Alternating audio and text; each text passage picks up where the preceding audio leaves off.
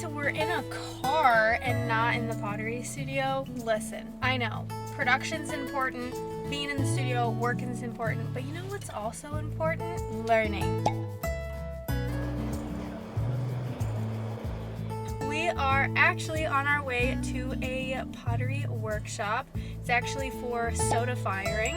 And if you don't know what soda firing is, it's basically an atmospheric firing. Atmospheric firing meaning that you change the atmosphere, like the air, the atmosphere in which the pottery is being fired. So like you could introduce soda, which is sodium silicate, or you could introduce salt.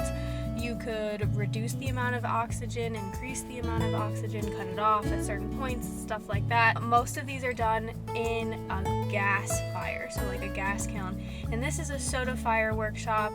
This cool potter made his own soda fire kiln in his backyard, and now he hosts workshops to help teach other potters how to do this, which I think is so cool. Please come along with me to northern Kentucky, right outside of Cincinnati, Ohio. So thanks for coming along with me preemptively, and let's go!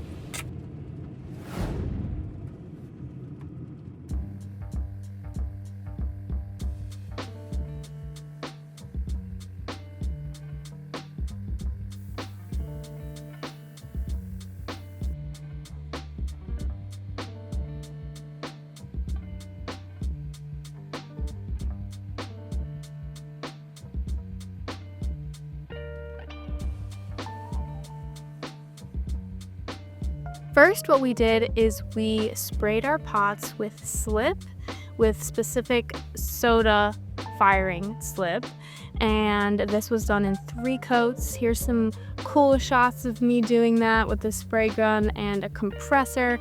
This was a really fun process. Honestly, I wish I had one of these at my own studio, but I don't. And then for some of the pots, we glazed them with cool glazes that are gonna look interesting in the soda fire, and some actually we left bare in some spots. So I'm really excited to see what those look like and how they react.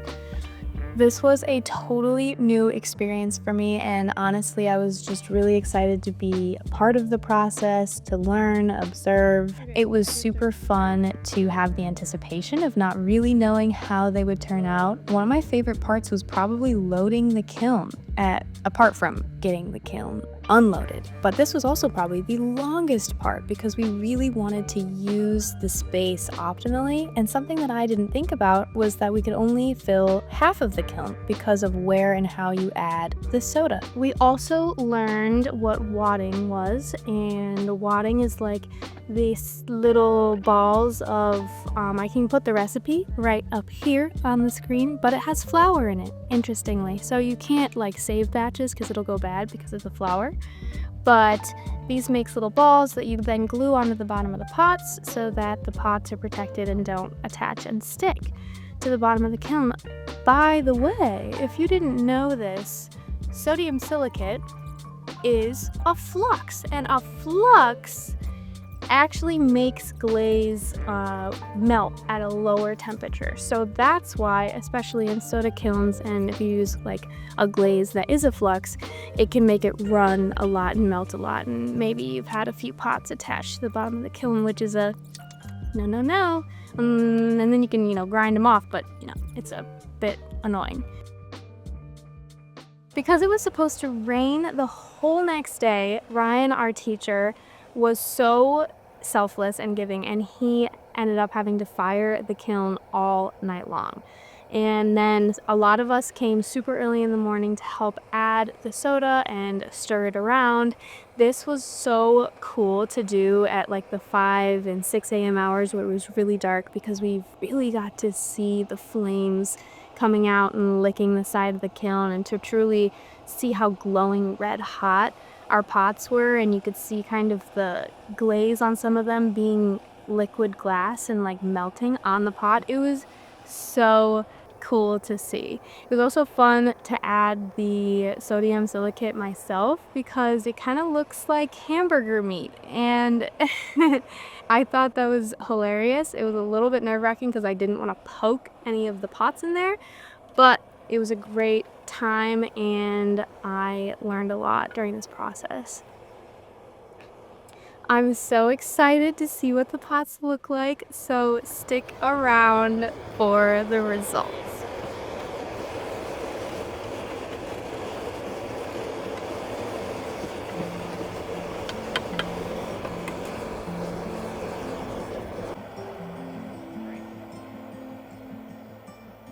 Loading the soda in was a little bit nerve-wracking just because of how hot the kiln actually felt, and this was also my first time doing it, so I really didn't want to poke any of the pots or knock anything in or ruin the temperature because we were really trying to get it as hot as possible. So I was a little bit nervous, but it ended up being just fine. It's gonna be fine. Just rocks.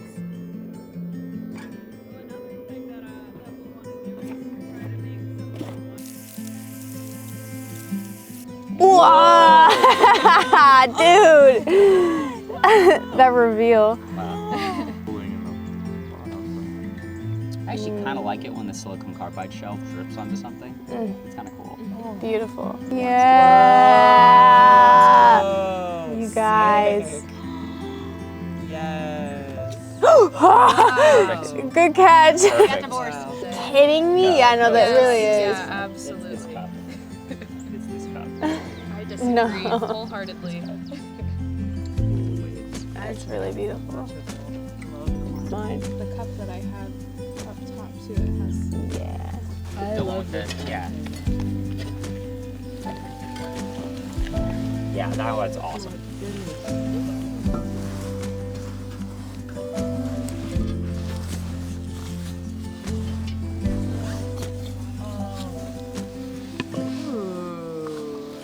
Whoa! Reveal. Wow. Oh my gosh. I love it. So it is underfired a little bit, but it's up to you if you want to refire it or not. I'm not gonna touch that. 4 and 5 or 5 and 6? That's That's I 3 really and do 4. love it though. Oh, okay. Got it. It really did work out. There's a half of this is the green and then half of it is white, Cool. and then under here is nothing. Wow, it looks really nice. It's beautiful. Yeah. Do one more thingy. And you got That it. did get a lot of soda on it. Yeah, I think it's because it actually- was right off the bottom of the shelf. So Right. right below there, the soda's going to What go did down. you and put out. on here? The green. Wait. Don't ask it me looks hard like- questions. You did dip. You dipped something. Oh on yeah, I the did. It was the red. It was actually the red. Inferno? It looks Oh, like seltzer. It's probably the Tomoku. yeah. Yeah, the It Tomoku. looks It was like Tomoku. pine tar. Yeah, it does. Nice. Pretty. That one. See, it's a little Little chalky, hot. so Right. that would be one I'd be willing to refire. Yeah, I'd probably If you wanted to refire fully it. melt. And you'll. Looks like kind of wrinkly. I know. I know. Nice. It's always better in the sun.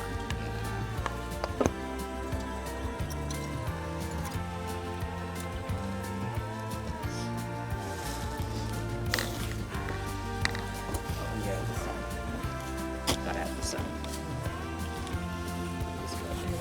He's so funky.